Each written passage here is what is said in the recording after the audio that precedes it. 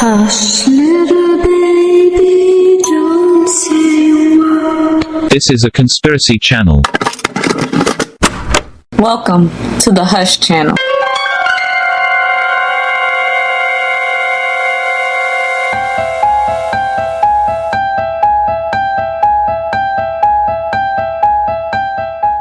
It is 1972.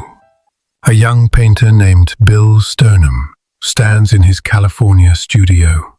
The room smells of linseed oil, varnish and dust. Afternoon light filters through the blinds, catching the wet gleam of a canvas stretched across wooden bars. He steps back, brush in hand, and studies what he's created. A boy, small, solemn, no older than 5, stands before a glass-paneled door.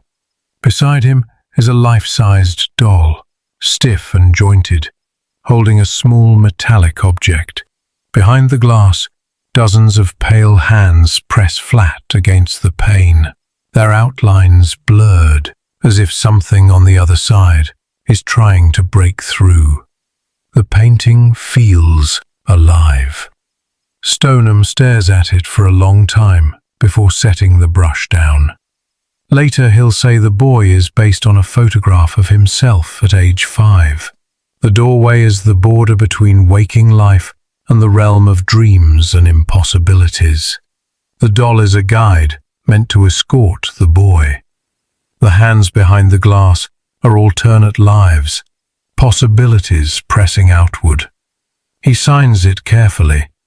Bill Stoneham, 72, in ochre at the bottom left corner, tucked just above the wooden stretcher, almost hidden but present. He titles it, "The Hands Resist Him." When it debuts at the Feingarten Gallery in Beverly Hills, critics call it haunting. A Los Angeles Times reviewer praises its strange power. That night, actor John Marley, known for his role in The Godfather, purchases it. Within a year, both the gallery owner and the critic who reviewed the painting are dead. No connection, no clarity. After Marley's death, the painting vanishes. It begins again in California, 2000. A husband and wife are clearing an abandoned art studio behind a brewery. The air is thick with dust and old varnish. Cracked frames, broken canvases, abandoned brushes, the detritus of forgotten work. But one painting stops them. It's in perfect condition. Even under years of neglect, the varnish gleams faintly. The boy's pale face seems to glow in the dim light. The doll stands rigid beside him, joints defined with uncanny precision. The dozens of ghostly hands behind the glass press outward, their edges blurred but urgent. And there, in the bottom left corner, the faint signature, Bill Stoneham, 72. The couple can't look away. They take it home. They hang it in their daughter's room.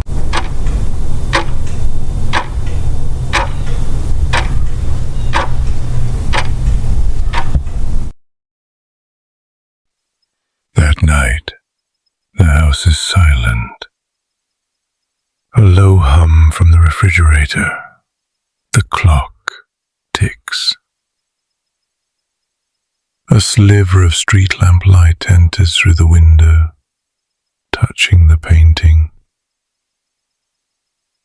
The little girl lies awake. She watches the figures. The boy's eyes seem darker. The doll's head seems turned. She blinks, looks again. The boy is closer to the glass. A soft click.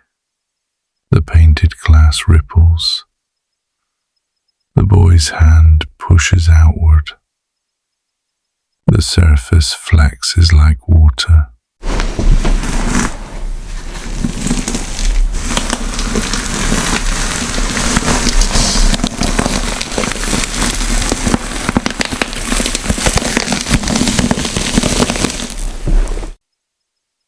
His shoulder follows, then his face. Bare feet touch the floor. The doll's fingers curl, one by one, around the edge of the frame. The girl screams. Her parents burst in, lights on. Honey! The painting is still. The boy and doll unmoving, but their daughter is shaking, pointing, sobbing. The boy came out. The doll followed him. Oh, baby, it's okay. It was just a bad dream. They tell themselves it's a nightmare, but soon sounds follow. Footsteps, tapping behind the frame, a soft creak.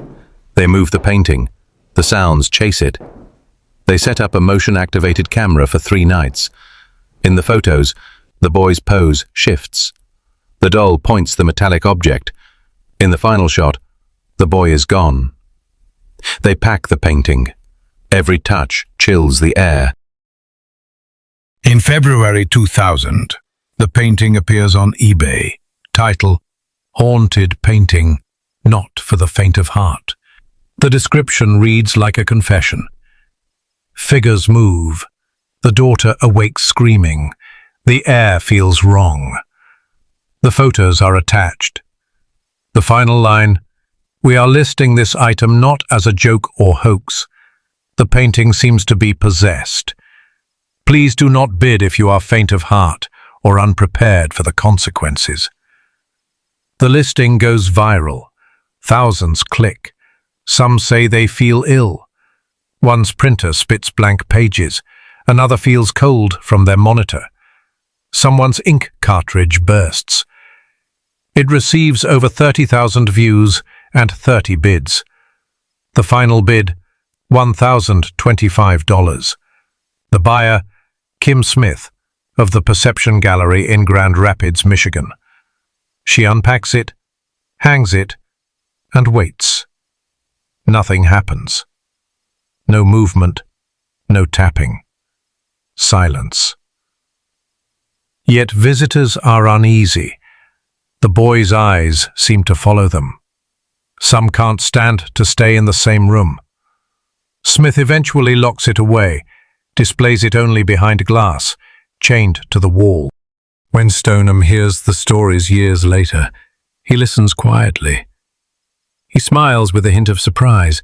He explains, the thing they thought was a gun was actually a dry cell battery wrapped in wires. He pauses. But when people focus on a thing long enough, he says, it develops a life of its own. Maybe it connects to other realms. Who's to say it doesn't? He also recalls the gallery owner and the critic, both dead within 1 year of encountering the painting. Neither death suspicious, yet both connected by proximity to the piece. Over time, the Hands Resist Him becomes legend. Internet relic, blogs, forums, a ghost story painted in oil. Today the painting still belongs to Kim Smith. It's rarely shown. When it is, it's locked behind glass. Visitors say the air feels heavier, colder. Some swear they hear a faint tapping from inside the case. Others say the boy's eyes follow them. Stoneham maintains it's just paint and canvas, childhood caught between dream and reality. But he once said this: art connects to other realms. When people project enough emotion into a thing, it can open a door. Maybe the Hands Resist Him isn't haunted in the traditional sense. Maybe it's something stranger, an invitation, a threshold between the world we see and the one pressing its hands against the glass. And if that's true, the boy behind the glass was never trapped at all. He was waiting for someone on this side to open the door.